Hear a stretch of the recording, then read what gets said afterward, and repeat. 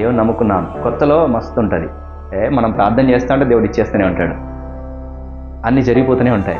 అలా జరగలేదు కానీ నా జీవితంలో మనం ప్రార్థన చేసిందల్లా దేవుడు ఇచ్చేస్తూనే ఉంటాడు. అద్భుతాలు జరుగుతాయి, ఆశ్చర్యకారాలు జరుగుతాయి, అన్నీ వచ్చేస్తూనే ఉంటాయి. ఏది కావాలంటే అది వస్తుంది, ఏది కావాలంటే అది జరుగుతూనే ఉంటుంది. అది కొంత సమయము, తర్వాత ఏం జరుగుతుంది? ఏమి రాదిక, దేవుని దగ్గర నుంచి రెస్పాండ్ రాదిక. లేదు. ఇప్పుడు అబ్రహాంకి ఏం జరిగిందో తెలుసా? కరువు వచ్చింది. ఎలాంటి కరువు? మామూలు కరువు కాదు, తినడానికి కూడా తిండి లేనంత కరువు వచ్చేసింది. 2 పొరపాటు చేస్తున్నాడు ఇక్కడ. 1, ఐగుప్తుకు వెళ్తున్నాడు. 2, భార్యతోనేమని చెప్తున్నాడు? అన్న అని చెప్పు అని చెప్తున్నాడు. అట్లయితేనే నన్ను బ్రతుకుతాను, లేకుంటే వాళ్ళు అక్కడికి వెళ్ళిన తర్వాత నా భర్త అని కనుక నువ్వు చెప్పావనుకో నన్ను చంపేస్తారు, నేను తీసుకెళ్ళిపోతాను. భయం వచ్చేసింది. 2, కరువు బాధ. 2, చంపుతారనే భయము. వాగ్దానం చేసిన దేవుడు నమ్మదగినవాడా కాదా? తోడైంటాడే ఉండడా? వాగ్దానం నెరవేరుస్తాడా నెరవేర్చడా? కానీ ఈయనకి ఇప్పుడు ఏమైంది? శ్రమ కలిగింది, ఈయనకి ఇప్పుడు భయం కలుగుతోంది.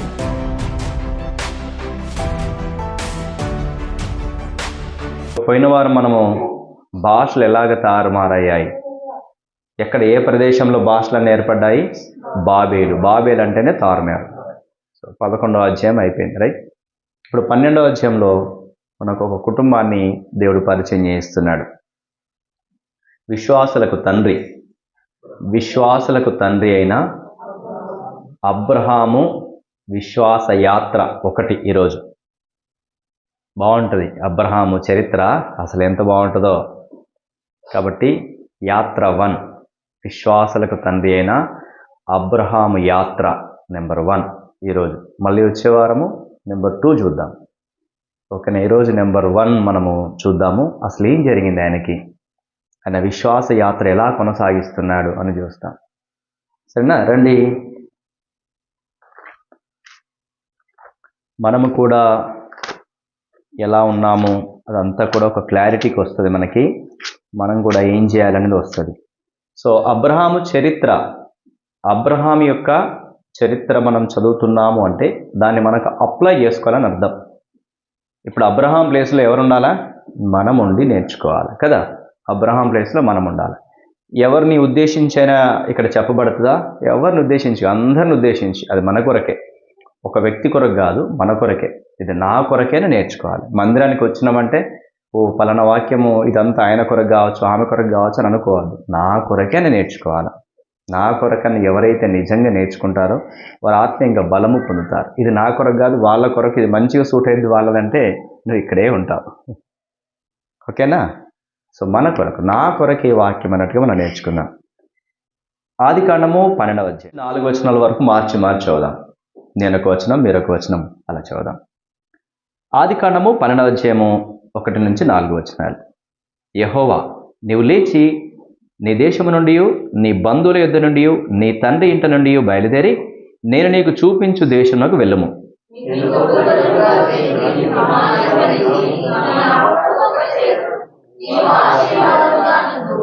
నిన్ను ఆశీర్వదించు వారిని ఆశీర్వదించుదును, నిన్ను దూషించు వారిని శపించుదను.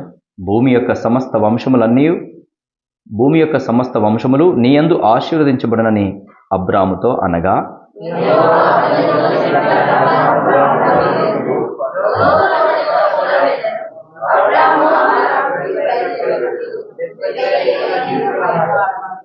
ప్రార్థన చేద్దాం. పరిశుద్ధుడైన మా తండ్రి, మా ప్రభువైన యేసు క్రీస్తు నామంలో మీ పాదానికి వస్తున్నాము. నాయనా, ఇంతవరకు మీరు మాకు సహాయం చేసినారు, మీకు వందనాలు. అల్పులము, అయోగ్యులము, నిష్ప్రయోజకులము, ఎన్నికలేని వారము, పాపము చేత అపరాధము చేత చచ్చిపోయి నరకానికి వెళ్ళవలసిన మమ్మల్ని మీరు ప్రేమించి పరలోకము నుంచి మా కొరకు భూమిపైకి వచ్చినారు. రిక్తునిగా చేయబడ్డారు, ఖాళీ చేయబడ్డారు. శిలువ మరణము పొందినంతగా మా కొరకు తగ్గించుకొని మాకు రావలసిన శిక్ష అంతటిని, ఆ పాప శిక్ష అంతటిని మీరు శిలువలో భరించి రక్తమంతా కార్చి చనిపోయి సమాధి చేయబడి తిరిగి లేచినారు. మీరు కార్చిన ఆ రక్తము చేత మా పాపములన్నీ కడిగి పరిశుద్ధపరిచినారు. అందుకై మిమ్మల్ని స్తుతిస్తున్నాము. నరకములో నుంచి తప్పించి జీవనానికి దాటించినారు. మీ పిల్లలుగా అంగీకరించినారు. నిత్యత్వంలో సదాకాలము ఉంటారనే శుభప్రదమైన నిరీక్షణ ఇచ్చినారు. అందుకై మిమ్మల్ని స్తుతిస్తున్నాము. ఇదిగో ప్రభువా, మరొక మారు మీ పాసానికి వస్తున్నాము. మీ మాటలు వినాలని, నేర్చుకోవాలని, రూపాంతరం చెందాలని, మీరు అక్కడ కొరకు సిద్ధపరచబడాలని వస్తున్నాము. ఓ తండ్రి, మమ్మల్ని అందరినీ దర్శించుము, అందరితో మాట్లాడమయ్యా. మేమంతా మీ పిల్లలమే అయ్యా, మమ్మల్ని సంధించుము. మా తండ్రిగా ఉండి మాతో మాట్లాడము. మా తండ్రి మాట మేము వింటాము. మా పరలోకపు తండ్రి మాట మేము వింటామయ్యా. మా హృదయాలు సిద్ధము చేయమయ్యా. మా హృదయాలు సిద్ధము చేయము. వినగలిగిన హృదయము, గ్రహించే హృదయము మా అందరికీ దయచేయము. కనిపించి కనబడని చీకటి అంధకార శక్తులను యేసుక్రీస్తు నామమున బంధిస్తున్నాము. సాతాను ఎట్టి పరిస్థితుల్లో కూడా విత్తబడుతున్న ఈ వాక్యం ఎత్తుకొని పోకున్నట్లు సహాయం చేయము. మా హృదయంలో ఆ వాక్యాన్ని భద్రం చేసుకొని తలపోసుకుంటూ దాని ప్రకారం నడుచుకునే ధన్యతను మాకు దయచేయము. ఓ తండ్రి, నేను తలపడను, ఐగ్యుడను, నిష్ప్రయోజకమైన దాసును ఒప్పుకుంటున్నాను. సిలువ చాటున మరుగుపరచము. కేవలం నన్ను మీ నోటికి బూరగా వాడుకొనమని నన్ను నేను తగ్గించుకుంటూ మీ నామాన్ని హెచ్చిస్తూ మా ప్రభువైన యేసుక్రీస్తు నామములో స్తుతించి ప్రార్థించి వేడుకుంటున్నాను మా పరమ తండ్రి, ఆమేన్.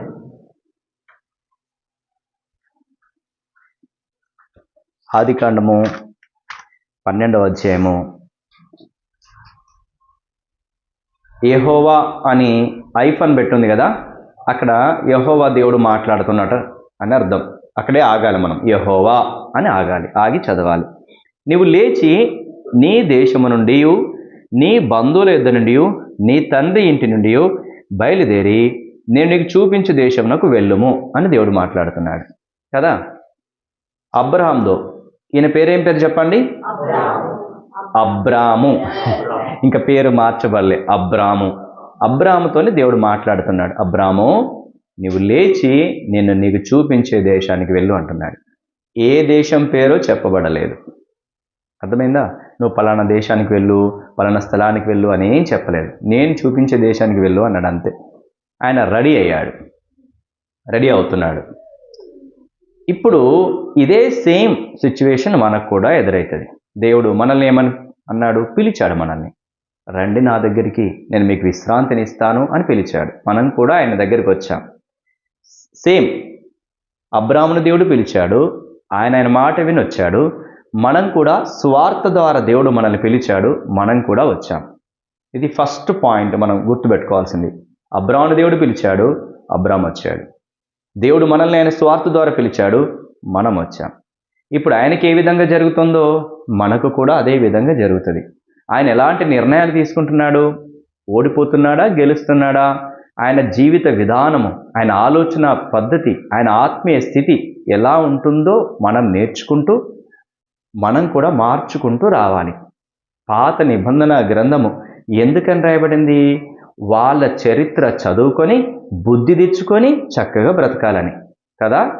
కాబట్టి ఇప్పుడు అబ్రాహాము గురించి మనం నేర్చుకుంటుంటే, ఆయన ఏది చేశాడో, ఆయన మంచి చేసినప్పుడు కరెక్ట్గా దేవుని చిత్తానుసారంగా చేసినప్పుడు మనం అలాగే చేయాలి.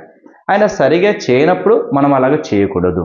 ఎందుకంటే అబ్రాహాముకి ఏ విధమైన శిక్ష వచ్చిందో మనకు అలాంటి శిక్ష వస్తుంది. కాబట్టి బుద్ధి తెచ్చుకొని మనం అలాంటి దాని జోలికి వెళ్ళకూడదు, అలాగే చేయకూడదు. ఓకేనా? ఇప్పుడు ఇది క్లారిటీ వచ్చిందిగా. అబ్రాహాము పిలిచాడు, మనల్ని పిలిచాడు. అబ్రాహాము పిలిచిన తర్వాత ఏం జరుగుతుంది? నిన్ను నన్ను పిలిచిన తర్వాత కూడా మన జీవితాలలో కూడా అదే జరగడం ప్రారంభమవుతుంది. ఇప్పుడు అబ్రాహాముని పిలిచి ఆయన ఆశీర్వదిస్తున్నాడు.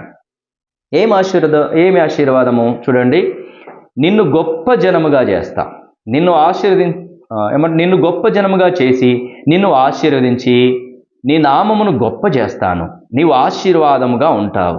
నిన్ను ఆశీర్వదించువాన్ని ఆశీర్వదిస్తాను, నిన్ను దూషించువాన్ని శపిస్తాను.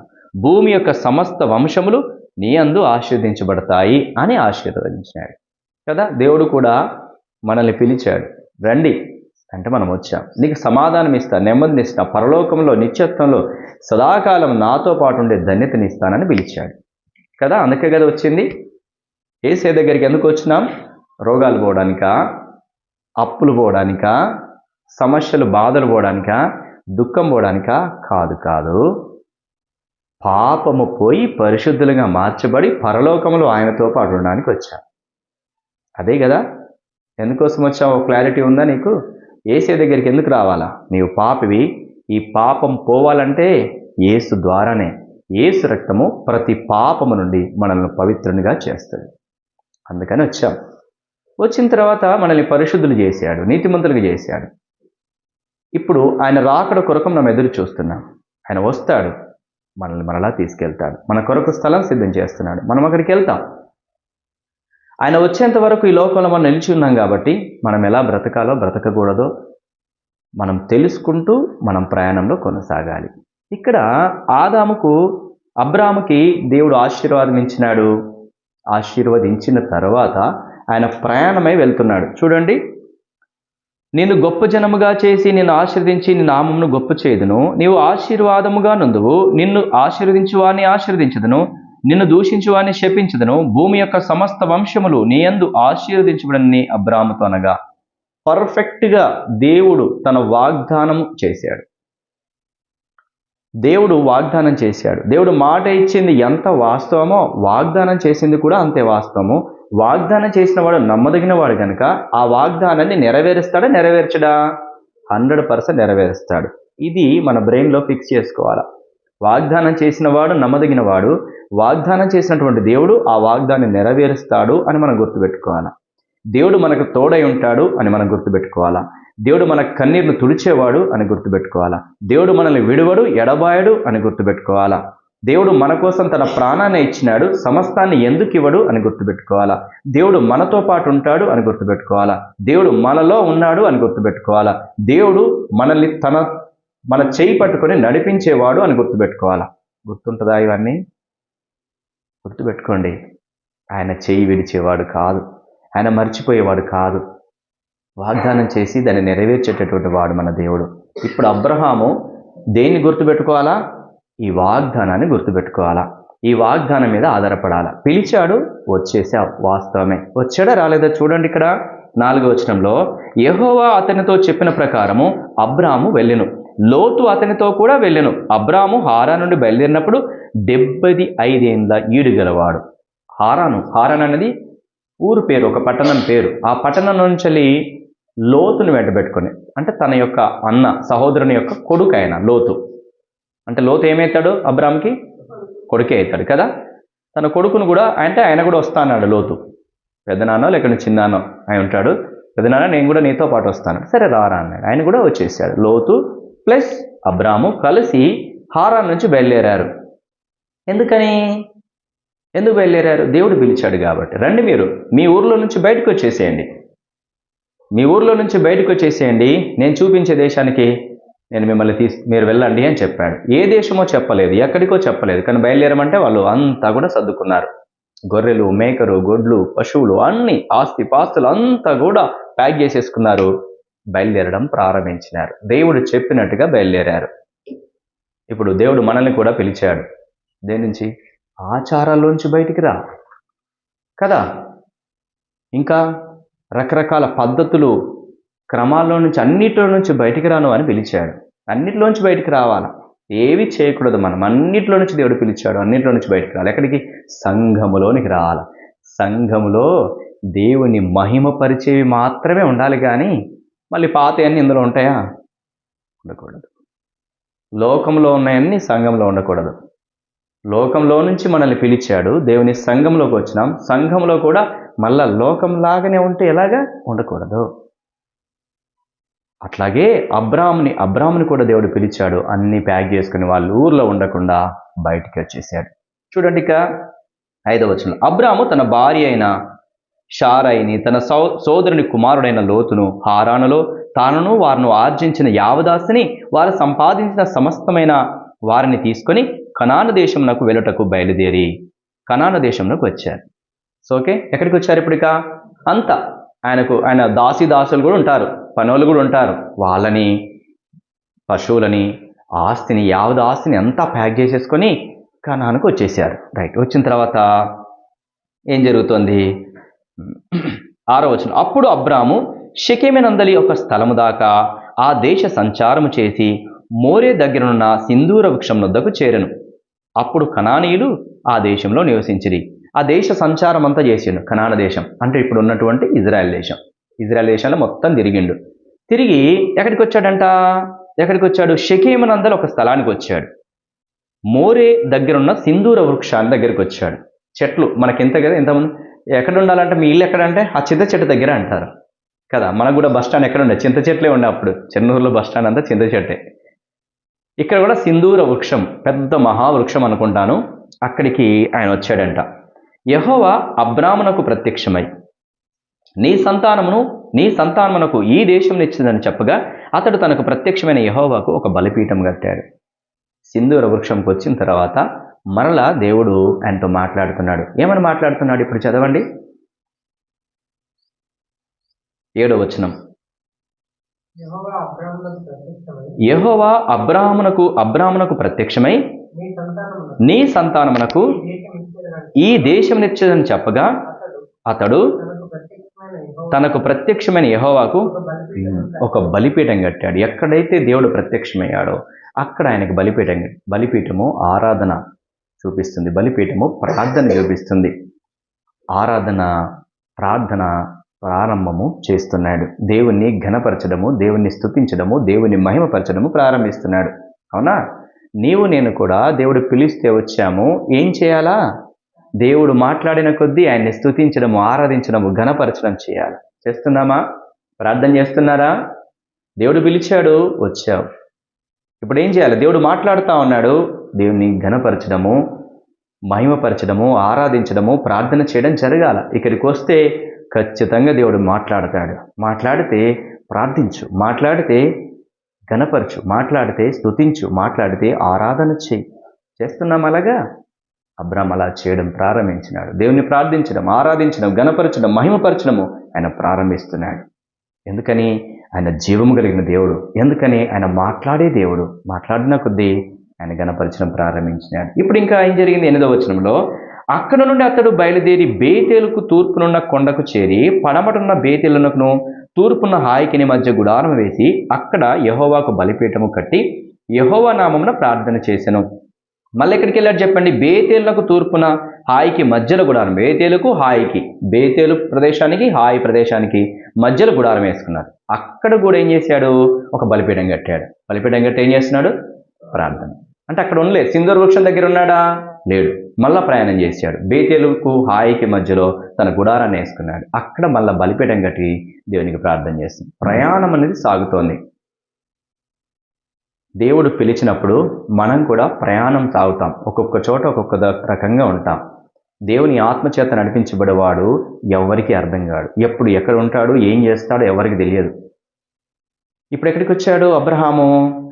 బేతేలుకు హాయికి మధ్యలో గుడారం వేసుకొని అక్కడ బలిపీఠం కట్టుకొని అక్కడ దేవునికి ప్రార్థన చేశాడంట. అబ్రహాము ఇంకా ప్రయాణం చేయొచ్చు దక్షిణ దిక్కుకు వెళ్ళాడు. మళ్ళీ అక్కడే ఆగాడా? లేదు. మళ్ళీ దక్షిణ దిక్కుకు వెళ్ళిపోయాడు. ఏ దేశంలో జరుగుతుంది ఇదంతా?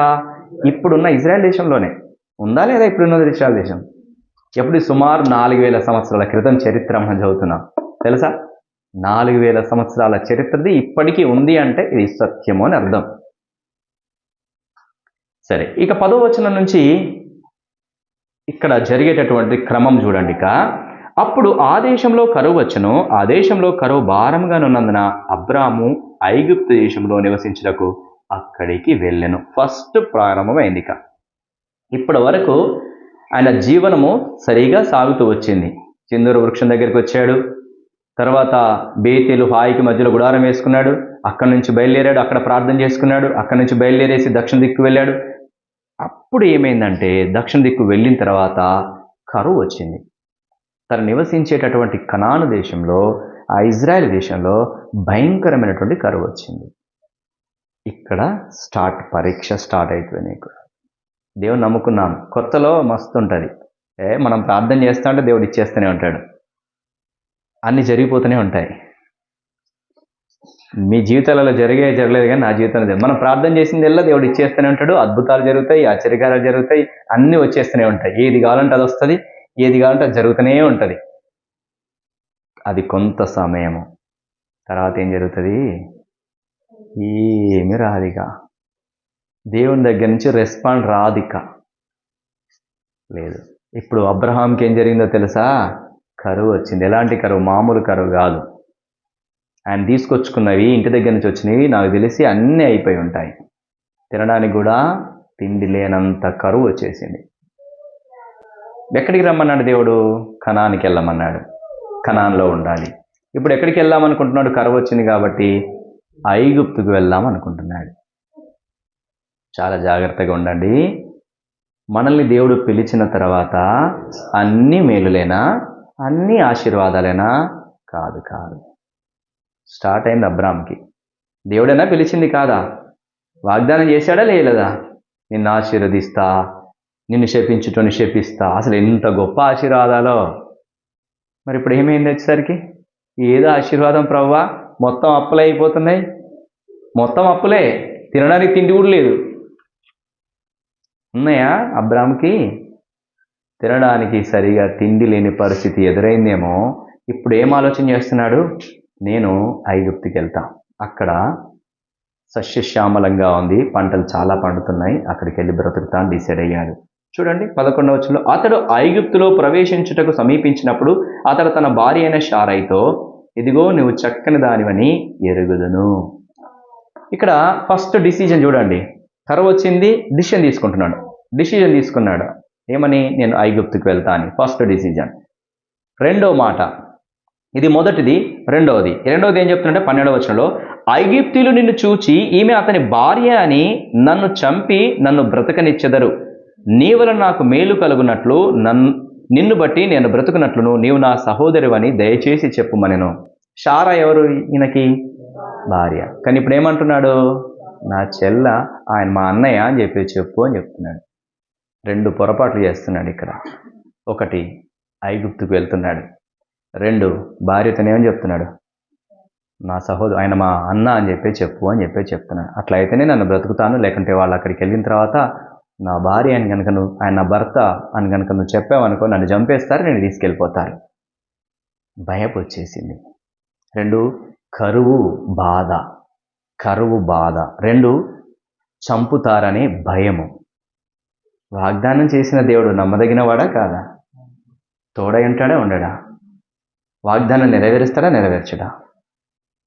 కానీ ఈయనకి ఇప్పుడు ఏమైంది? శ్రమ కలిగింది. ఈయనకి ఇప్పుడు భయం కలుగుతోంది. కనుకనే శారతో చెప్తున్నాడు, శారా సహోదరి అని చెప్పు, మా అన్నయ్య అని చెప్పు అని. రెండు మిస్టేక్స్. ఫస్ట్ మిస్టేక్ ఈజిప్టుకు వెళ్ళడం, ఐగుప్తుకు వెళ్ళడం. రెండో మిస్టేక్, సో భార్యని కాస్త అన్న చెల్లెల్లాగా చెప్పు అని చెప్పడం కదా. చూడిక రెండవచనం, ఐగుప్తీయులు నిన్ను చూచి ఈమె అతని భార్య అని చెప్పి నన్ను చంపి నిన్ను బ్రతకనిచ్చెదరు. నీవు నాకు మేలు కలిగినట్లును నిన్ను బట్టి నేను బ్రతుకున్నట్లును నీవు నా సహోదరుని దయచేసి చెప్పుమనెను. అబ్రాము ఐగుప్తులో చేరినప్పుడు ఐగుప్తులు ఆ స్త్రీ మిక్కిలి సౌందర్యవతి అయ్యునుట చూచిరి. ఎంటర్ అయిన వాళ్ళకి ఐగుప్తులకి ఊకుంటారా? ఆ నోట ఈ నోట పడింది. శారా చాలా అందగత్తని ఎవరికి తెలిసింది? ఇప్పుడు రాజుకు తెలిసింది. చూడు ఏముండదు. 15వ వచనం, ఫరో యొక్క అధిపతులు ఆమెను చూచి ఫరో ఎదుట ఆమెను పొగిడిరి కనుక ఆ స్త్రీ ఫరో ఇంటికి తేబడెను. ఏం చేశారు? అబ్రాం యొక్క చెల్లెలు ఆయన చెప్పినట్టుగా, అబ్రాం గారు చెప్పినట్టుగా చెల్లెల్ని తీసుకొని వెళ్ళిపోయారు. ఫరో తీసుకెళ్ళిపోయినాడు, రాజు తీసుకెళ్ళిపోయినాడు. ఎట్లా ఉంటుంది చెప్పండి? భార్య పోతే ఎలా ఉంటుంది ఇప్పుడు చెప్పండి? డిసిజన్ నెంబర్ 1, కరువు వచ్చింది, సొంత నిర్ణయం తీసుకొని ఐగుప్తుకి వెళ్ళాడు. డిసిజన్ నెంబర్ 2, భార్య అని చెప్పకుండా చెల్లెలు అని, నువ్వు నన్ను భర్త అని చెప్పకుండా అన్న అని చెప్పు అని చెప్పాడు. ఇప్పుడు ఏం జరిగింది? సో ఆమెను తీసుకొని వెళ్ళిపోయారు. చూడండి 16వ వచనం, అతడు ఆమెను బట్టి అబ్రామునకు మేలు చేసిన అందువలన అతనికి గొర్రెలు, గొడ్లు, మొగగాడిదలు, దాసులు, పనికెత్తలు, ఆడుగాడిదలు, ఒంటెలు ఇవ్వబడెను. ఏం జరిగింది? ఆమెను తీసుకొని వెళ్ళిపోయారు. అబ్రాము ఎందుకోసం అని చెప్పేసి ఈజిప్ట్కి వచ్చాడు చెప్పండి? కరువు వచ్చింది కాబట్టి. ఇప్పుడు ఫరో రాజు ఏం చేస్తున్నాడు? ఆడుగాడిదలు, మేగాడిదలు, గొర్రెలు, మేకలు, దాసదాసీలు అన్నీ అబ్రాముకి ఇచ్చేసాడు. అన్నీ వచ్చేసినాయి. ఇప్పుడు అబ్రాముకి ఏదైతే లేవో, అంటే ఏదైతే నేను కరువులో ఉన్నానని చెప్పేసి ఇక్కడికి వచ్చాడో, ఇప్పుడు అన్నీ వచ్చినాయా రాలేదా? వచ్చినాయి. కానీ ఏది పోయింది? భార్య పోయింది. సంతోషం ఉంటుందా చెప్పండి? ఇది ఎవరు చేసుకున్నటువంటిది? ఎవరు చేసుకున్నారు? అబ్రామే. ఏం జరుగుతుంది? దేవుడు తోడలేడా? నడిపిస్తానన్నాడు కదా, ఆశీర్వదిస్తానన్నాడు కదా. దేవుడు చెప్తేనే కదా వచ్చింది. ఒక్కసారి జ్ఞాపకం పెట్టుకోండి. దేవుడు పిలిస్తేనే వచ్చాడా రాదా? దేవుడు పిలిస్తేనే వచ్చాడు. పిలిచినటువంటి దేవుడు వాగ్దానం చేశాడా చేయలేదా? వాగ్దానం చేశాడు. మరి ఎందుకు ఈ శ్రమలు, ఎందుకు ఈ బాధలు, ఎందుకు ఈ ఇబ్బందులు? ఎంత ఏడ్చేవాడో ఒక్కసారి ఆలోచన చేయండి. భార్యని వేరే వాడు ఎత్తుకొని పోతే ఎంత దుఃఖం ఉంటుంది, ఆ భార్య కూడా అక్కడ ఎంత దుఃఖం ఉంటుంది. ఇప్పుడు వారిద్దరు దుఃఖాన్ని బట్టి వాళ్ళు ఏమనుకోవాలి చెప్పండి? దేవా, మా ఊరిలో మేము చక్కగా ఉన్నాం, ఆస్తి పాస్తులతోని, అన్నదమ్ములతోని, అక్కా చెల్లెలతోని, బంధువులతోని హ్యాపీగా మేము ఉన్నాము.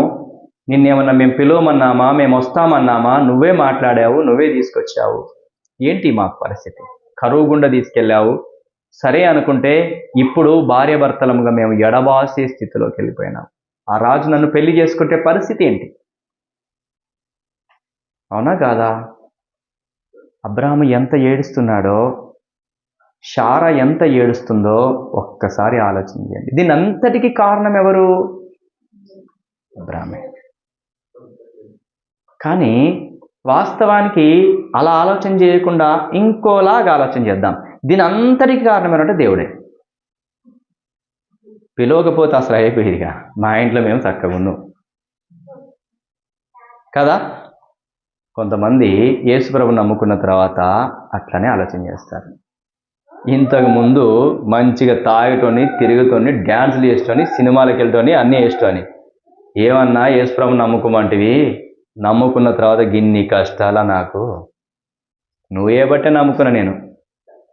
ఏసొద్దు, నాకేమొద్దు, నేను మళ్ళా పాత కథకే పోతా, నాకు ఆ సినిమాలే కావాలా, ఆ తాగడమే కావాలా అని అనుకునే వాళ్ళు ఉంటారు. ఇప్పుడు నువ్వు ఏ ఆలోచన కలిగి ఉన్నా, నీకొచ్చిన కష్టాన్ని బట్టి, నీకొచ్చిన బాధను బట్టి, నీకొచ్చిన శ్రమను బట్టి, నీకొచ్చిన దుఃఖాన్ని బట్టి నీ తలంపులు అలా ఉన్నాయా? ఆ తలంపులను బట్టి నీ ఆలోచన ఎలాగుందంటే యేసును బట్టే వచ్చిందని కాదు. యేసును బట్టి వచ్చిందా? నిన్నెవడు వెళ్ళమన్నాడు అక్కడికి? దేవుడు రమ్మన్న చోటుకు వచ్చినావు, రెడీ, గుడ్, మంచిది. కరువు వచ్చింది. కరువు వచ్చినప్పుడు ఏమడగాల? ఇప్పుడు ఉదాహరణకి కొర్నేలన్న పనికి పిలిచాడు. పనికి వెళ్ళాం. పనికి వెళ్ళిన తర్వాత అన్న ఆకలి అవుతుందన్నా, దాహం అవుతుంది అని నేను ఆయన్ని అడగాల? లేకుంటే ఏమి ఇక్కడ అన్నం లేని పరిస్థితి తీసుకొచ్చినావు, నీళ్ళు లేని పరిస్థితి తీసుకొచ్చినావు అన్నని అడగాల వద్దా? అన్న ఆకలి అవుతుందన్నా, మరి నీళ్ళు దాహం అవుతుందన్నా నేను అన్న అడిగితే అప్పుడు నీళ్ళు ఇస్తాడు, అన్నం పెడతాడు. పనికి తీసుకెళ్ళిన అతను చూస్తాడా చూడడా? మరి దేవుడు కూడా పిలిచినటువంటి దేవుడు, వాగ్దానం చేసినటువంటి దేవుణ్ణి ఎవరు అడగాలి? అబ్రాహాము అడగాలి. దేవా, ఇంత కరువు వచ్చేసిందయ్యా, నన్నేం చేయమంటావు? నువ్వు వాగ్దానం చేశావు ఆశీర్వదిస్తానని, మరి నేను కరువులో ఉన్నానయ్యా అని ప్రార్థన చేయాలా వద్దా? చేశాడా? ప్రార్థన చేసినట్టుగా ఉందా? కరువు కోసం దేవుని అడిగినట్టుగా ఉందా? లేదు. మరి ఇప్పుడు నీకొచ్చినటువంటి కరువు, నీకొచ్చిన దుఃఖము, నీకొచ్చిన వేదన, నీకొచ్చిన కష్టము, నీకొచ్చిన శోధనను బట్టి దేవుణ్ణి నిందించకుండా దేవుని మీద ఆధారపడి దేవుణ్ణి అడుగుతున్నావా? నీ సొంత నిర్ణయాలు తీసుకుంటున్నావా? ఒక్కసారి ఆలోచన చేయండి. దేవుడు పిలిచాడు, వచ్చావు, మంచిది. తర్వాత దేవుని మీద ఆధారపడి దేవుని వైపే చూడాలి, కానీ నీ సొంత నిర్ణయాలు తీసుకోకూడదు. శ్రమ, దుఃఖము, వేదన ఎన్నో కలుగుతాయి, ఎన్నో అనుమతించబడతాయి. సాతాను ఎట్టి పరిస్థితుల్లో ఊరుకోడు. నువ్వు ఇంతకుముందు వాడి మనిషివి, వాడు చెప్పినట్టుగా చేసేవాడివి, వాడి సొత్తుగా ఉన్నావు. కానీ ఇప్పుడు దేవుని సొత్తు అయ్యావు, వాడికి శత్రువుగా మారిపోయినావు. శత్రువు ఏం చేస్తాడు? నిన్ను ఎప్పుడు మృంగాలా అని ఎదురు చూస్తాడు. ఎప్పుడు అవకాశం దొరుకుతుందా, ఎప్పుడు నిన్ను మింగాలా, ఎప్పుడు నిన్ను అనగ తొక్కాలా, ఎప్పుడు మరలా నిన్ను నరకానికి తీసుకువెళ్ళేటట్టుగా చేయాలా అని చూస్తాడు.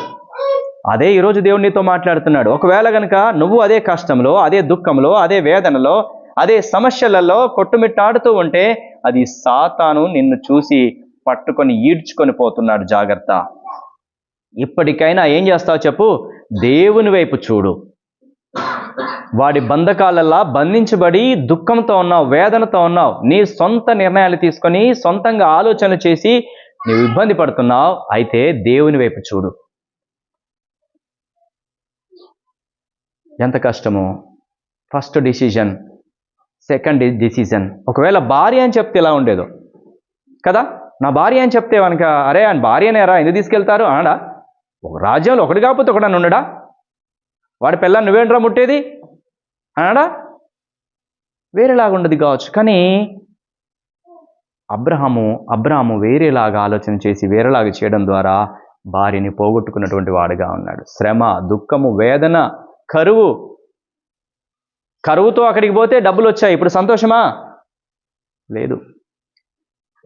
భార్య లేదు. ఎంత ఏడ్చాడో, ఎంత బాధపడ్డాడో. కానీ నిన్ను నన్ను పిలిచిన దేవుడు నమ్మదగినవాడు. నీవు నేను ఆయన మీద ఆధారపడకున్నా, నీవు నేను ఆయనకు ప్రార్థన చేయకున్నా ఆయన చూసే దేవుడు, ఆయన కనికరం గల దేవుడు, ఆయన దయగల దేవుడు అని ఇక్కడ మనకు ప్రత్యక్షపరచబడుతుంది. నిజంగా దేవుని ప్రేమను చూడాలనుకుంటున్నావా? నిజంగా దేవుని దయను చూడాలనుకుంటున్నావా? నిజంగా దేవుని కృపను చూడాలనుకుంటున్నావా? అయితే ఇక్కడ నీకు ఆ ప్రత్యక్షత కనబడుతుంది. నీ సొంత డిసిషన్స్తోని, సొంత ఆలోచనతోని, సొంత తలంపులతోని నీ ఇష్టానుసారంగా నువ్వు ప్రవర్తిస్తూ నష్టాన్ని కొని తెచ్చుకొని దుఃఖంతో, వేదనతో, బాధతో కృంగిన స్థితిలో నువ్వు ఉన్నావేమో. కానీ దేవుడు నిన్ను వదిలిపెట్టలేదు. పిలిచిన దేవుడు నమ్మదగినవాడు. నువ్వు నమ్మొచ్చావుగా, చాలా వెనక్కి. నువ్వు నమ్మొచ్చావు చాలు. ఆయన పిలిస్తే నమ్మొచ్చావు కదా, చాలు. అయితే నిన్ను వదిలిపెట్టాడు ఆయన. ఆయన నిన్ను వదిలిపెట్టేవాడు కాదు. ఏం చేస్తాడు ఆయన? ఇదిగో అబ్రాముకు చేసినట్టుగానే నీకు చేస్తాడు. అబ్రాముకి ఏం చేశాడు? చదవండి ఇక 18వ వచనము, 17వ వచనం నుంచి. అయితే యెహోవా అబ్రాము భార్య అయిన శారాయిని బట్టి ఫరోను అతని ఇంటి వారిని ఏం చేశాడు చెప్పండి? ఊకుంటాడా దేవుడు? తీసుకుపోయేటట్టు అనుమతి ఇచ్చాడు. దేవుడు చివరి వరకు చూస్తాడు. అసలు పోనీయకుండే బాగుండు కదా, భార్యను తీసుకోకుండా అడ్డుకుంటే అయిపో కదా. అడ్డుకోడు మన దేవుడు. చూద్దాం అబ్రాం ఏం చేస్తాడో చూద్దాం, శారా ఏం చేస్తా చూద్దాం అనుకున్నాడు. కానీ దేవుడు చేయాలనుకున్నది చేస్తాడు. అబ్రాము దగ్గర నుంచి శారాని తీసుకెళ్ళిపోయారు. తీసుకెళ్ళిపోయిన తర్వాత ఇప్పుడు దుఃఖముతో, వేదనతో విలవిల్లాడుతున్నారు అబ్రాము, శారా. దేవుడు కనికరం గలవాడు, కృపగలవాడు, దయగలవాడు. ఇప్పుడు రెస్పాండ్ అవుతున్నాడు. ఐగుప్తుల్ని ఏం చేశాడంటే చెప్పండి? ఫరోను అతని ఇంటి వారిని మహావేదన చేత బాధించాడు. సమస్య లేదు. నిన్ను ముట్టువాడు నా కనుగుడ్డు ముట్టువాడితో సమాధానం అన్నాడు మన దేవుడు. ఇంత చెయ్యమని చూద్దాం. చేస్తాడు ఎవడన్నా? ఆయన పర్మిషన్ లేకుండా భార్యని తీసుకుపోయేంత వరకే పర్మిషన్ ఇచ్చాడు దేవుడు. ఇక నెక్స్ట్ స్టేజ్ ఇది. చేయమను. పెళ్లి చేసుకుంటాడా? మరేమైనా చేస్తాడా? చూద్దాం. చేయమని ఇక దేవుడి పర్మిషన్ లేకుండా జరగదు. ఏం చేస్తున్నాడు? ఫరోను తన ఇంటి వారందరినీ మహావేదనలకు గురి చేశాడు. ఇక దేవుడు కలిగించుకుంటాడు. నువ్వు ప్రార్థన చేయకపోయినా, ఆయన వైపు చూడకపోయినా, ఆధారపడకపోయినా, దుఃఖంతో, వేదనతో కృంగిన స్థితిలో ఉంటే ఆయన నిన్ను చూస్తున్నాడు. ఆయన విడిచిపెట్టే దేవుడు కాదు. పిలిచిన దేవుడు నమ్మదగినవాడు, పిలిచిన దేవుడు కృపగలవాడు, పిలిచిన దేవుడు ప్రేమ గలవాడు, పిలిచిన దేవుడు నీ కొరకు ప్రాణం ఇచ్చినవాడు. ఎట్లా వదిలిపెడతాను? నిన్ను వదిలిపెట్టాడు. అబ్రామా నేను నీకు తోడై ఉన్నాను అని రుజువుపరుస్తున్నాడు. అబ్రామా దిగులు పడకు, అబ్రామా కృంగిపోకు, అబ్రామా ఏడవకు, నేను నీకు తోడుగా ఉన్నాను అని రుజువుపరచడానికి మహావేదనలు కలుగజేశాడు ఫరోకి, ఫరో ఇంటి వారందరికీ. తర్వాత 18. అప్పుడు ఫరో అబ్రామును పిలిపించి, నీవు నాకు చేసినది ఏమిటి? ఈమె నీ భార్య అని నాకెందుకు తెలుపలేదు? ఈమె నా సహోదరి అని ఎలా చెప్పితివి? నేను ఆమెను నా భార్యగా చేసుకుందునేమో. అయితేనేమి, ఇదిగో నీ భార్య, ఈమెను తీసుకొని పొమ్మని చెప్పాను.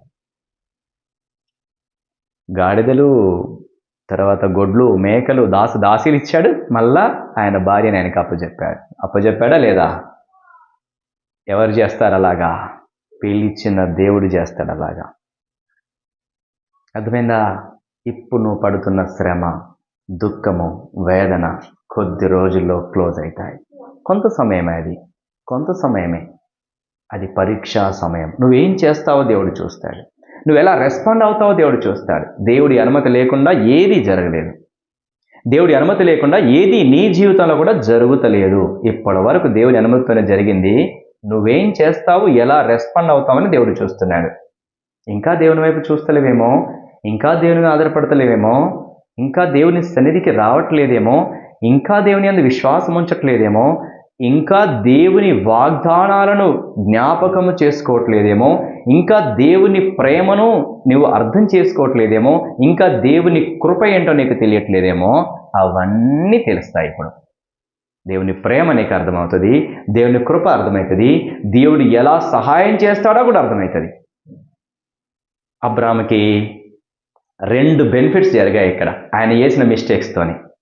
ఒక మిస్టేక్ అక్కడికి వెళ్ళడం, రెండో మిస్టేకు చెల్లెలని చెప్పడం కదా, అన్న అని చెప్పేలాగా చేయడం. 2 లాభాలు. ఫస్ట్ లాభం ఏంటో తెలుసా? ఆయన మిస్టేక్లో కూడా లాభాన్ని ఇచ్చాడు దేవుడు. ఎంత మంచివాడో. ఏమొచ్చింది ఫస్ట్ లాభం చెప్పండి? గొడ్లు, గొర్రెలు, మేకలు, దాసదాసీలు వచ్చాయినా రాలేదా? వచ్చేసాయి. రెండోది ఏంటిది? దేవుడు ఎంత ప్రేమ గలవాడో, ఎంత కృప గలవాడో, ఎలా ఆదుకుంటాడో ఆయనకి ప్రాక్టికల్గా అర్థమైంది. అర్థమైందా కాలేదా? అర్థమైందా కాలేదా? ఈరోజు దేవుడు నీతో నాతో అదే మాట్లాడుతున్నాడు. నీ కన్నీరు, నీ దుఃఖము, నీ వేదన నిన్ను బట్టే వచ్చినాయి, నువ్వు చేసుకున్న దాన్నే బట్టి వచ్చినాయి. అవునా? అవును. అయితే ఖచ్చితంగా దేవుడు వాటిని బట్టి నేను ఆశీర్వదిస్తాడు. నువ్వేదో ప్రయాసపడుతున్నావు, ఇక పని పూనుకుంటున్నావు, ఏదో చేస్తున్నావు, దానిలో దేవుని ఆశీర్వాదం ఉంటుంది. గుర్తుపెట్టుకో, ఖచ్చితంగా నువ్వు అనుకున్నది దేవుడు నీకు ఇస్తాడు. ప్లస్ రెండోది ఏం చేస్తాడు? దేవుని ప్రేమ ఎలాంటిదో అనుభవపూర్వకంగా తెలుసుకుంటావు. దేవుడు ఎలా సహాయం చేయగలడో, ఎలాగ జవాబు ఇవ్వగలడో, దేవుడు నీకు ఎంత సమీపంగా ఉన్నాడో నీకు అర్థమవుతుంది. అర్థమైందా కాలేదా? నీ ఒక్కడికి అర్థమవడం కాదు, ప్రపంచానికి అర్థమైంది. అబ్రహాముకి దేవుడు తోడై ఉన్నాడని అబ్రాహాముకు శారకి అర్థమైందా? ఫరోకి అర్థమైంది. ఫరో ఉన్నటువంటి ఆ దేశం మొత్తానికి అర్థమైంది, అబ్రాహామును ముట్టొద్దు. అబ్రాహాము జీవము కలిగిన దేవుని సేవకుడు. అనగల ఎంత గొప్ప ధన్యత, ఎంత గొప్ప ఆశీర్వాదము. ప్రభు ఈరోజు నీతో మాట్లాడుతున్నాడు. కృంగిపోకు. నాకు శ్రమ వచ్చింది, నాకు బాధ వచ్చింది, నాకు కష్టం వచ్చింది, నాకు కన్నీరు వచ్చింది, నాకు వేదన వచ్చింది, నేను దేవుని నమ్ముకోకుండానే అయిపోయేది, ఎందుకు నమ్ముకున్నానా అని దిగులు పడకు.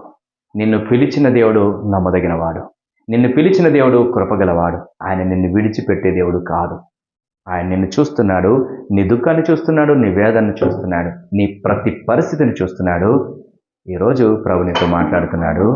నీ దుఃఖ దినములు సమాప్తములవుతున్నది. ఓపెన్ చేయబోతున్నాడు, మార్గమును ఓపెన్ చేయబోతున్నాడు. పరీక్షా సమయం ముగిసింది. ప్రభు ఆశీర్వాదము కుమ్మరించబోతున్నాడు. ప్రభు మేలు చేయడం ప్రారంభించబోతున్నాడు. చేస్తాడా చేయడా? అబ్రహాముకు కనికరం చూపిన దేవుడు, అబ్రహామును ప్రేమించి దయ చూపిన దేవుడు ఈరోజు నీపైన దయ చూపించి, నీపైన కృప చూపించి, నీ మార్గము కూడా సరళం చేయబోతున్నాడు. నమ్ముతావా? నా దేవుడు నమ్మదగిన దేవుడని నమ్ముతావా? నా దేవుడు వాగ్దానం చేసి నెరవేర్చే దేవుడని నమ్ముతావా? నా దేవుడు ప్రేమగల వాడని నమ్ముతావా? నా దేవుడు నా కొరకు ప్రాణం ఇచ్చిన దేవుడు సమస్తమును చేయగలని నమ్ముతావా? నమ్ము. వాగ్దానం చేసిన దేవుడు నమ్మదగిన వాడు. అబ్రాహాము ఆ వాగ్దానాన్ని చూడలేదు, జ్ఞాపకం చేసుకొనలేదేమో, మనకు తెలియదు. కానీ ఈరోజు ప్రభు నీతో మాట్లాడుతున్నాడు. వాగ్దానం చేసిన దేవుడు నమ్మదగిన వాడు. నువ్వు ఆయన మీద ఆధారపడకపో, ఆయన వైపు చూడకపో, ప్రార్థన చేయపో. పిలిచావు, వచ్చావు, చాలంతే. ఆయన కావాల్సింది ఒకటే, నేను పిలిచాను, నువ్వు వచ్చావు, రైట్, నేను చేస్తాను. ఇక ఈరోజు నేను వచ్చాను అన్న వాళ్ళు చేస్తండి, రైట్. నీకు దేవుడు చేస్తాడా చేయడా? ఇక మర్చిపోతాడా? బాధపడకు, దుఃఖపడకు. ఆయన మర్చిపోడు. ఆయన నీ ద్వారా ఘనత తెచ్చుకుంటాడు. ఆయనకు ఘనత వచ్చిందా రాలేదు? ఇప్పుడు అబ్రాహాము దేవుడు నిజమైన దేవుడు, అబ్రాహాము శారాల దేవుడు నిజమైన దేవుడు. అందరూ తెలుసుకున్నారు. చూడు 20వ వచనంలో, నీ భార్య మరియు ఫరో అతని విషయమే తన జనులకు ఆజ్ఞాపించినందున వారు అతని భార్యను, అతని కలిగిన సమస్తమును పంపివేసిరి. చక్కగా సాగదోలేరు. అరే వీళ్ళు ఎవరు ముట్టొద్దు, ముట్టారా మన పని అవుట్. అర్థమైందా? ఫరో ఏం చేస్తున్నాడు? వాళ్ళ జనాలు అందరికీ చెప్తున్నారు, వీళ్ళ జోలికి వెళ్ళొద్దు, వీళ్ళని ముట్టొద్దు, వీళ్ళని ఏమీ అనొద్దు, చక్కగా జాగ్రత్తగా వీళ్ళని పంపించండి. ఏమన్నాడు దేవుడు? ఆయనకి ఏమని వాగ్దానం ఇచ్చినా చూడండి. ఏమంటున్నాడు? నిన్ను గొప్ప జనముగా చేసి నిన్ను ఆశ్రదించి నీ నామను గొప్ప చేయదు. నీవు ఆశీర్వాదముగా ఉండు, నిన్ను ఆశ్రదించువాన్ని ఆశ్రదిస్తా, నిన్ను దూషించువాన్ని శపిస్తా, నిన్ను దూషించువాన్ని శపిస్తానని కదా. తీసుకుపోతూకున్నాడా? మహావేదన చేశాడు. అట్లాగే ఫరోనే చెప్తున్నాడు వాళ్ళ దేశంలో జనాలతోని, ముట్టొద్దు, వాళ్ళని ఇబ్బంది పెట్టొద్దు, ఏమనొద్దు అంటే అయిపోతారు. తెల్లారేసరికి శవాలు లేస్తాయి. మరి లేస్తాయా లేవయా? లేసాయి శవాలు. మోషే నాయకత్వాన ఇజ్రాయెల్ దేశము, ఇజ్రాయేలీలు కనానుకు నడిచేటప్పుడు తెల్లారేసరికి శవము లేని ఇల్లు లేదు. ఎవరో ఒకరు చచ్చిపోడు కాదు, మొట్టమొదట పుట్టినవాడే చావాలా. చచ్చిపోయారా లేదా? అట్లా చేస్తాడు. తేడా వస్తే దేవుడు నీ మీద ఈగ వాలనీయడాయన. అలాంటి దేవుడి సన్నిధికి, జీవము గల దేవుని సన్నిధికి వచ్చాం. నిన్ను ముట్టినవాడు, నా కనుగుడ్డును ముట్టినవాడితో సమానమనే దేవుని సన్నిధికి మనం వచ్చాం. ఆయన పర్మిషన్ లేకుండా తలలో వెంట్రుక కూడా రాలిపోదు. భయపడకు, దిగులు పడకు. ఆయన నిన్ను చూస్తున్నాడు, ఆయన నిన్ను ఆదరిస్తాడు, ఆయన నిన్ను బలపరుస్తాడు. ఆయన విడిచిపెట్టే దేవుడు కాదు, ఆయన కనికరగల దేవుడు, ఆయన కృపగల దేవుడు. అయితే నీ పొరపాట్లన్నీ ఒప్పుకొని క్షమాపణ అడుగు. ఈరోజు మనం చేయాల్సింది ఏంటి? ఎన్ని సొంత నిర్ణయాలు తీసుకున్నామో, ఎంతగా మన ఇష్టానుసారంగా చేశామో, ఆలోచన చేశామో, ప్రవర్తించామో, ఇప్పుడు రియలైజ్ కావాలా. అబ్రాము తన కష్టమును బట్టి, తన వేదనను బట్టి, ఆ కరువును బట్టి డిసిజన్స్ తీసుకున్నాడు. ఆ పరిస్థితి గుండా వెళ్తేనే మనకు అర్థమవుతుంది. అవునా? నువ్వు అప్పు చేయొద్దు అని దేవుడు చెప్పాడు అనుకోండి, పరిస్థితులు వచ్చి అందరు వచ్చి మీద పడుతున్నారు, అప్పు చేయకుండా ఉంటామా? ఆ పరిస్థితుల్లో వెళ్ళిన వాళ్ళకి మాత్రమే అర్థమవుతాయి. ఇప్పుడు అబ్రాము గురించి మనం ఏదో సులభంగా చెప్తున్నాం, అక్కడ ఎంత కరువు వచ్చిందో మనకేం తెలుసు కదా. ఎంత పరిస్థితి తీవ్రమైన మించితేనే ఆయన అలాగా ఆలోచన చేశాడు మనకేం తెలుసు. కాబట్టి అబ్రామును కూడా మనం ఏమనట్లేదు, కానీ మనం నేర్చుకోవాల్సింది మాత్రం ఒకటే, ఎంత పరిస్థితులు విషమించినా మనం దేవుని మీద ఆధారపడాలనే నేర్చుకోవాలా. ఎంత పరిస్థితి విషమించినా మనం దేవుని మీద ఆధారపడాలి, దేవుని వైపే చూడాలి, ఆయన్ని అడగాల. నువ్వేమైనా చెయ్యి ప్రభువా, నువ్వు తప్ప నాకు ఒకరు లేరు, నువ్వు చెప్పినట్టే నేను చేస్తా డిసైడ్ చేసుకోవాలి.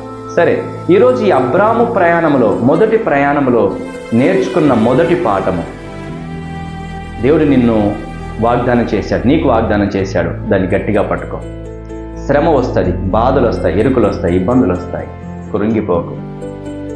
దేవుని వైపు చూచి ప్రార్థన చేయి, బలిపీఠాలు కట్టు, ఆరాధన చేయి, ప్రార్థన చేయి. దేవుడు నీకు తోడై ఉంటాడు. నీ సొంత డిసిజన్స్ తీసుకోకు, ప్రభుకే అప్పచెప్పు, ప్రభు తప్పక చేస్తాడు. అయితే ఇప్పుడు నిన్ను ఆదరించే వాక్యం ఏంటంటే, ఇప్పటి వరకు నువ్వు డిసిజన్స్ తీసుకున్నావు, నీ సొంత డిసిజన్ తీసుకున్నావు, ఓడిపోయావు, కన్నీరు, దుఃఖము, బాధ తెచ్చుకున్నావు కదా. కానీ దిగులు పడకు, దానిలో నుంచి దేవుడు నిన్ను ఈరోజు విడిపిస్తాడు. దానిలో నుంచి దేవుడు నిన్ను విడిపించి నిన్ను గొప్పవానిగా చేస్తాడు, గొప్పదానిగా దేవుడు నిన్ను చేస్తాడు. బండ మీద నీ అడుగులు స్థిరపరుస్తాడు, నిన్ను ఆదుకుంటాడు. దిగులు పడాల్సిన అవసరం లేదు. ఎట్లా చెప్తాం? అబ్రామును పిలిచిన దేవుడు అలాగే చేశాడు, నిన్ను పిలిచిన దేవుడు నిన్ను అలాగే చేస్తాడు. కనుక మనము ప్రార్థన చేద్దామా? మోకరిద్దాము. అబ్రాము ద్వారా దేవుడు నీతో నాతో మాట్లాడాడు. అబ్రాము సొంత నిర్ణయాలు తీసుకున్నాడేమో, ఆ కరువును బట్టి, ఆ వేదనను బట్టి తను నిర్ణయం తీసుకున్నాడు. ఐగుప్తుకు వెళ్ళాడు, షారుతో చెప్తున్నాడు, నా సహోదరుడు అని చెప్పమని. అయితే నీవు కూడా, నేను కూడా దేవుడు పిలిస్తే వచ్చాము, మన సొంత నిర్ణయాలు తీసుకుంటున్నాం. మనకు వచ్చిన శ్రమను బట్టి, దుఃఖాన్ని బట్టి, వేదనను బట్టి, కన్నీరును బట్టి, ఆ శ్రమకు, ఆ శోధనకు, నువ్వు తీసుకున్నటువంటి ఆ నిర్ణయాలకు తగ్గ ఫలితం అనుభవిస్తూ దుఃఖంతో బాధపడుతున్నా. అయితే దిగులు పడకు, బాధపడకు. అబ్రహాముకు తోడైన దేవుడు, అబ్రహాము పిలిచిన దేవుడు, అబ్రహాము వాగ్దానం చేసిన దేవుడు నీకు తోడైనాడు. నీ పక్షునుడు గొప్ప మేలు చేయబోతున్నాడు. అబ్రహాముకు సహాయం చేసి ఆశీర్వదించిన దేవుడు నీకు సహాయం చేసి నిన్ను ఆశీర్వదించబోతున్నాడు. అబ్రహాము దుఃఖమును తీసివేసిన దేవుడు నీ దుఃఖాన్ని తీసివేయబోతున్నాడు. అయితే నీవు నేను నేర్చుకోవాల్సిన పాఠము, సొంత నిర్ణయాలు తీసుకునకుండా ప్రభువా నేను నీ వైపే చూస్తాను, నీ మీద ఆధారపడతానయ్యా అని తీర్మానం చేసుకోవడమే. అలా చేసుకుంటావా నీకు మేలు, నీకు క్షేమము. ప్రభు వైపు చూడిక, ప్రతి సమయంలో ప్రభు వైపు చూడు. దేవా నువ్వు చేయమంటే చేస్తాను, నువ్వు వద్దంటే ఊరుకుంటాను. నా సొంత ఆలోచనలు వద్దు, నా సొంత తలంపులు వద్దు, నువ్వు చేయమంటేనే చేస్తాను, నువ్వు చెప్పిందే చేస్తాను అని హృదయపూర్వకంగా ఈరోజు మాట ఇచ్చి ప్రార్థన చేయి. దేవుడు నీ ఎడల కృప చూపే దేవుడు, కనికరం చూపే దేవుడు కనుక నేను అలాగే చేయబోతున్నాడు. నిజంగా నీ హృదయాన్ని ప్రభుకి ఈరోజు, నిజంగా నీ హృదయాన్ని ప్రభుకి ఇచ్చి ప్రతి పాపమును ఒప్పుకో. డిసెంబర్ 1వ నెల 1వ రోజు గొప్ప అద్భుతం దేవుడు ఈరోజు నీ ఎడల జరిగించబోతున్నాడు. విడుదల, యేసు నామములో నీకు విడుదల, యేసు నామములో నీకు సమాధానం, యేసు నామంలో సంతోషము అనుగ్రహించబోతున్నాడు. నెమ్మది కలగబోతుంది, సమాధానం కలగబోతుంది, సంతోషము కలగబోతుంది. దేవుడు నిన్ను ఆశీర్వదించబోతున్నాడు. దిగులు పడకు, చింతించకు. నీ హృదయాన్ని ప్రభు సన్నిధిలో కుమ్మరించిక, పాపము జోలికి వెళ్ళకిక. పాపపు ఆలోచనలు, పాపపు తలంపులు, పాపపు క్రియలు అవన్నీ విడిచిపెట్టు. ప్రభు నీ ఎడల గొప్ప కార్యం జరిగించబోయే సమయం ఇది. నీ హృదయాన్ని పరిశుద్ధపరచబోయే సమయం ఇది. తన రక్తము చేత నిన్ను కడిగే సమయం ఇది. యేసు రక్తము ప్రతి పాపము నుండి మనల్ని పవిత్రునిగా చేయండి. ఆ రక్త ప్రోక్షణ ఈ రోజును ఆశ్రయించు. ఆయన మన మధ్యలో ఉన్నాడు, ఆయన సంచారం మన మధ్యలో ఉంది, ఆయన మహిమ మన మధ్యలో ఉంది. ఆయన నిన్ను చూస్తున్నాడు. ఇప్పుడు నా కుమారుడా, నా కుమార్తె, నేను నీకు తోడైనాను, నీ హృదయాన్ని నాకు ఇవ్వు అంటున్నాడు. ఇక హృదయపూర్వకంగా నీ హృదయాన్ని ఆయనకి ఇవ్వు. ప్రభా దీన్ని బాగు చేయి, ఇక నేను నువ్వు చెప్పినట్టే చేస్తా, దీన్ని బాగు చేయి, ఇక నేను పాపం జోలికి వెళ్ళా, నువ్వు చెప్పినట్టే చేస్తా, నా సొంత నిర్ణయాలు, సొంత తలంపులు వాటికి వెళ్ళనేళ్ళను ప్రభువా, నువ్వు చెప్పినట్టే చేస్తాను అని తీర్మానం చేసుకో. ప్రభు చేసే గొప్ప మేలు నువ్వు చూస్తావు. ఈ నెలలో గొప్ప మేలు చూస్తావు. ఈ నెలలో గొప్ప మేలును చూడబోతున్నావు, గొప్ప సమాధానం చూడబోతున్నావు, గొప్ప కార్యాన్ని చూడబోతున్నావు. ఐగుప్తు దేశంలో ఉన్న వారందరూ తెలుసుకున్నారు అబ్రాము దేవుడు నిజమైన దేవుడు అని. నీ దేవుడు గొప్ప దేవుడని నిన్ను చూస్తున్న వారంతా తెలుసుకునబోతున్నట్టుగా ఆయన చేయబోతున్నాడు. నీవు నమ్మిన దేవుడు నిజమైన దేవుడని, నీకు తోడైన దేవుడని అందరూ తెలుసుకునేటట్టుగా దేవుడు నిన్ను చేయబోతున్నాడు. సహోదరి, సహోదరుడా, నీ హృదయాన్ని ప్రభుకిచ్చి, ప్రభు చెప్పినట్టు చేస్తానని మాట ఇచ్చి ప్రార్థన చేయి.